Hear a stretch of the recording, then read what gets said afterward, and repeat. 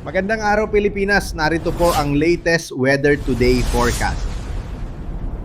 Kasalukuyan nakakaapekto ang Intertropical Convergence Zone sa Visayas, Mindanao maging sa probinsya ng Palawan. Kaya't sa kadahilan ng ito ay maulap ang papawurin sa halos buong Visayas, Mindanao maging sa lalawigan ng Palawan.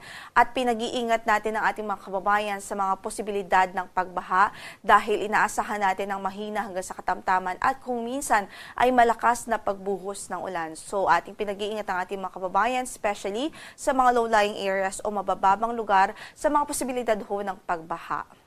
Samantala dito naman sa extreme northern Luzon ay muli sumilip ang amihan at nagdudulot nga po ito ngayon ng isolated o pulupulong mahihinang mga pagulan sa Batanes at Babuyan Islands. Habang sa Metro Manila at natitirang bahaging bansa, mga localized thunderstorms naman ang pwedeng magdulot ng mga panandaliang pagbuhos ng ulan. But apart from that, generally improved weather naman ang mararanasan sa halos natitirang bahagi pa ng Luzon.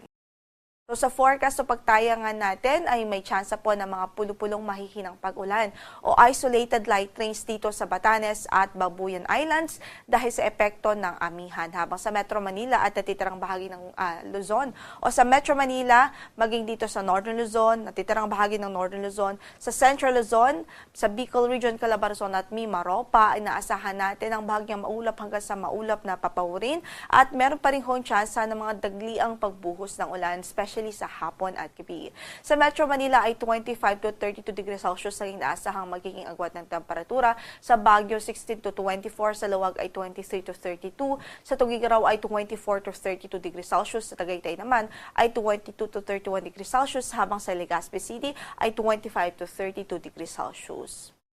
Samantala sa Palawan, Visayas at Mindanao, inaasahan din natin sa araw na ito ang halos maghapong maulap na papawurin at tsansa ng mga widespread na pag-ulan o malawakang pag-ulan dahil sa epekto ng Intertropical Convergence Zone.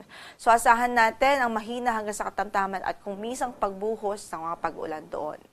Samantala para sa pagtayo ng ating temperatura sa Tacloban 26 to 31 degrees Celsius, sa Cebu gayon din 26 to 31 degrees Celsius, habang 25 to 31 degrees Celsius sa Iloilo, 24 to 31 naman sa Puerto Princesa, 25 to 32 sa Kalayaan Islands, sa Zamboanga ay 24 to 32 degrees Celsius, sa Cagayan de Oro ay 25 to 31 degrees Celsius, habang sa Davao ay 24 to 31 degrees Celsius naman ang magiging agwat ng temperatura.